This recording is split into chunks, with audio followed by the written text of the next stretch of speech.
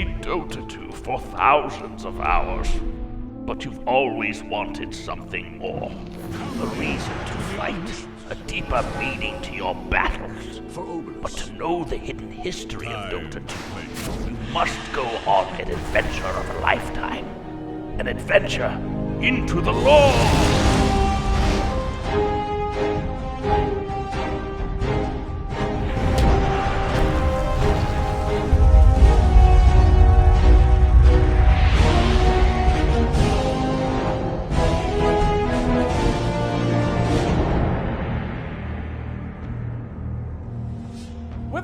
Of Siltbreaker Act 2, we are finally ready to fully explore this brave new world and make sense of its deep story. If you haven't watched the prequel Loregasms introducing you to the major characters of this oceanic saga, be sure to check those out before we get into the real meat of Siltbreaker itself.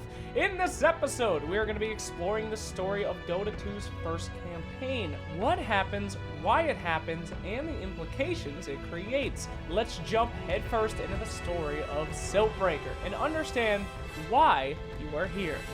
Our adventure begins in the comics, where we meet an interesting cast of characters who set our story in motion. These fishy fellows are the conclave of the brine. From what we can tell, the conclave exists to keep peace between the people who live on Rue's surface and the aquatic creatures that live in the ocean's depths. If you remember from the previous episode, the seas of Rue seem to be just as populated as the surface world above. So this is no secret Atlantis situation with just a few mermaids. No, this is two entire civilizations coexisting on the same planet. The Conclave's job is to keep the armistice with the Drylanders intact. That is to say, their job is to keep the peace between the surface dwellers and the Marantz. This in itself is pretty interesting.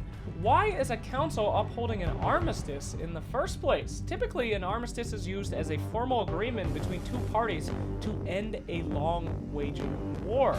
So, we can assume that at some point in Dota's history, the Drylanders and the Sea People were engaged in an all-out war. This is why the campaign is so important. The war between the dry land and the sea could resurface really at any time. But who exactly fought in this war? What were the stakes and how close did one side come to winning? Well, we don't really get those answers. Although we do know that the peaceful aftermath of the war required quite a lot of serious effort to maintain. That, in itself, is the sole duty of the council. Or is it? We'll dig more into that question a little bit later. Last episode, we took some guesses about the genealogy and the taxonomy of the Marantz, and it turns out that we were correct. The council is comprised of, interestingly enough, mare, who are half man and half fish, much like our friend Sven. The Dark Reef Warden writes that they are a council of impetuous half-bloods, and that human greed makes them weak.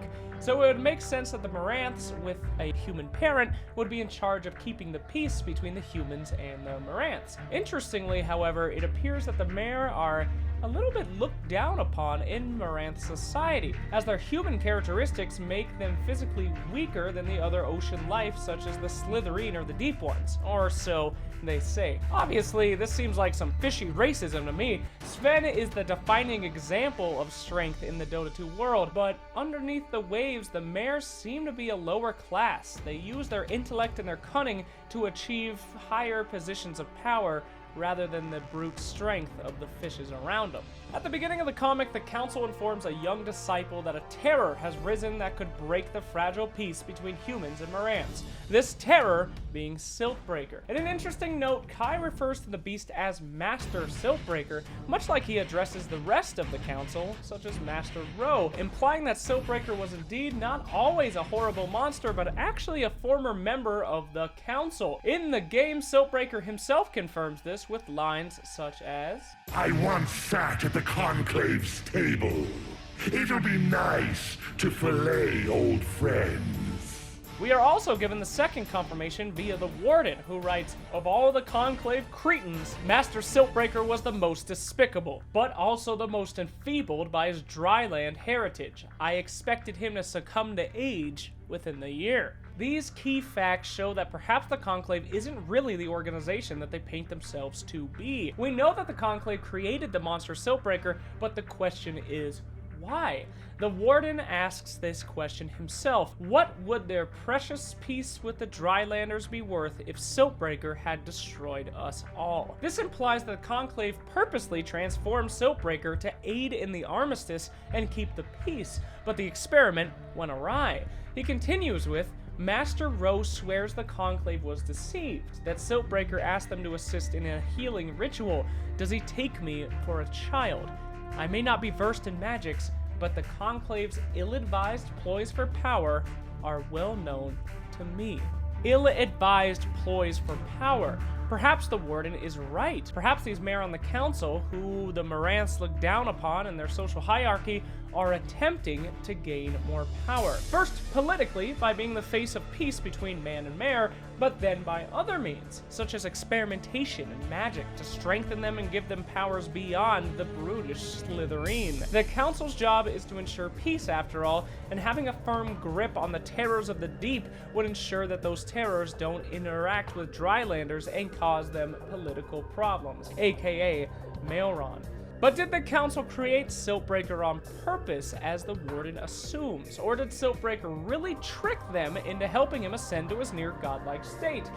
Well, again, we don't really get a definitive answer. That's for you to decide. But as I see it, personally, the Conclave certainly have a motive to create a godlike being, and while they might have been betrayed by Siltbreaker in the end, I have major doubts that such an intelligent group would blotch a quote-unquote healing ritual in such a spectacular fashion. At any rate, Siltbreaker went on a rampage shortly after being created, and there was a hard battle calling in the Slytherin until he was eventually captured and locked away in Darkreef Prison via binding runes. Those runes feed off of Siltbreaker's strength, so no matter how strong he becomes or how much he struggles, the wrappings would only get tighter and the rune's power would only grow. It's kind of like a full-body Chinese finger trap. But like a Chinese finger trap, there is a pretty easy solution if you take some time to think about it.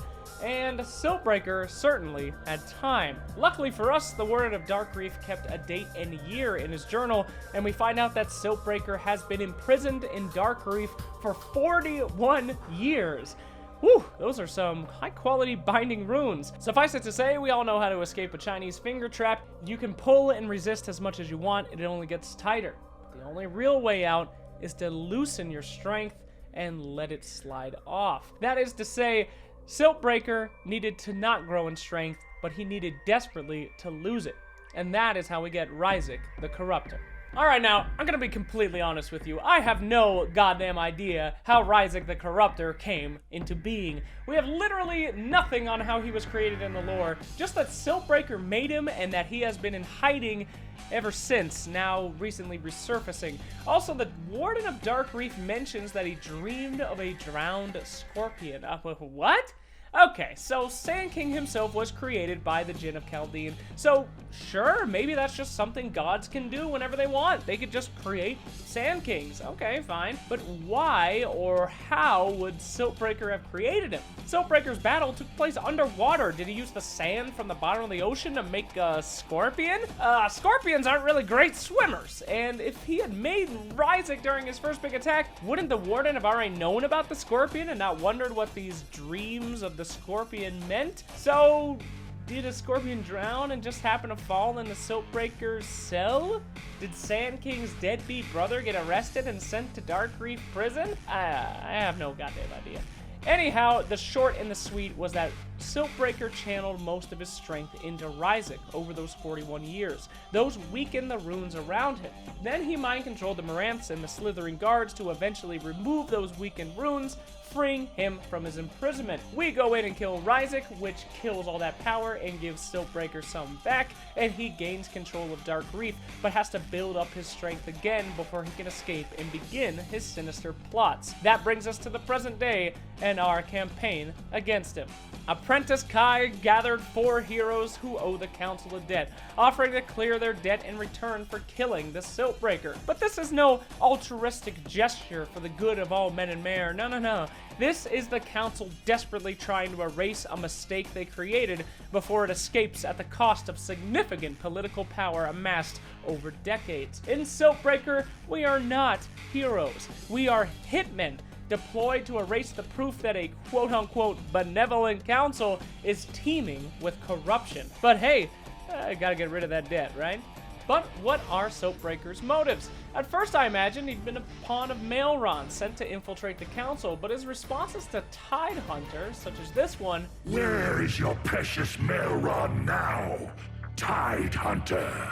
lead me to believe that they don't really serve the same master. Siltbreaker talks about growing in power and ascending to godhood. If you remember in our gods video, the godhood ascension is a pretty real thing in the Dota 2 universe. So Siltbreaker's intentions might have been as simple as gaining enough power to become a literal god in the Dota 2 realm. He tricked the conclave to perform rituals that would let him do this. Or did he? Check out this line. The conclave thought they too could ascend.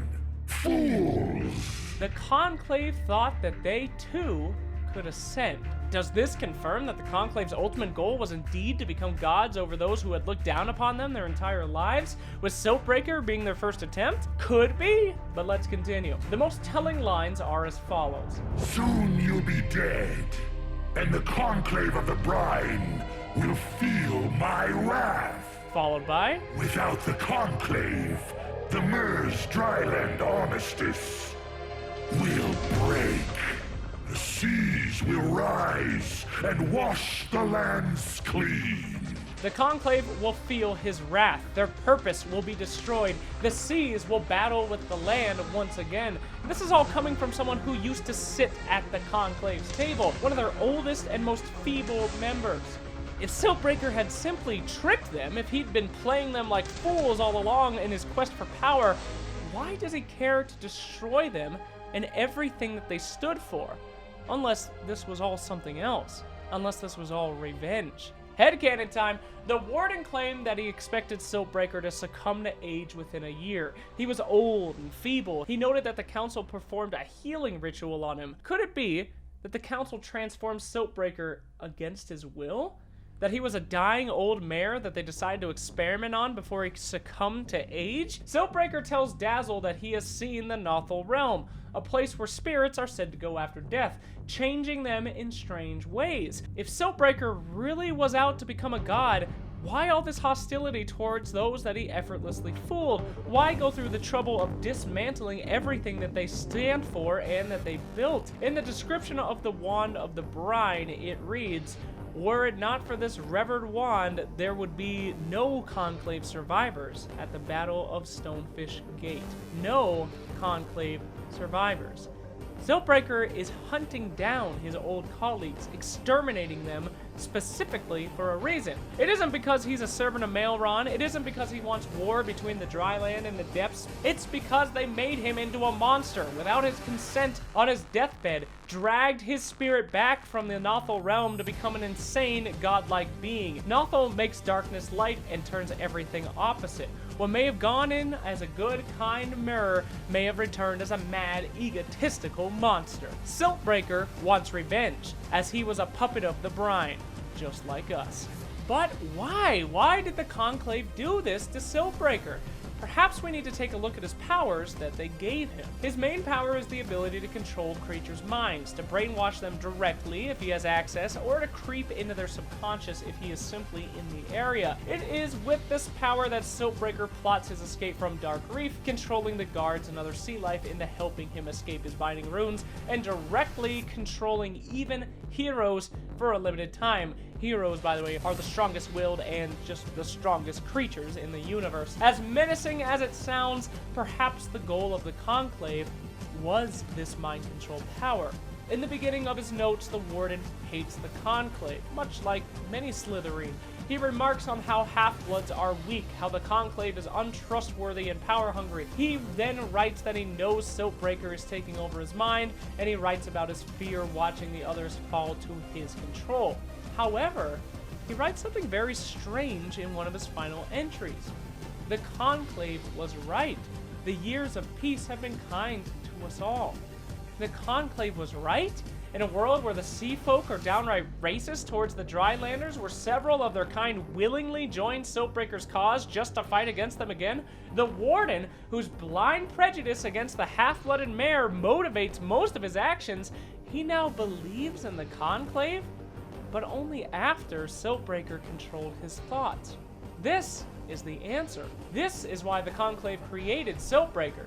They did want power. They gained status for the first time in their society by being the link between the human world and the sea. They used that power to stop a war that had threatened the existence of Marantz, but people still looked down upon them, despite their hard work and their dedication. So, they had only one choice. They decided they would force their acceptance. They would force that obedience. Siltbreaker may or may not have signed up for it, but all they wanted in the end was control.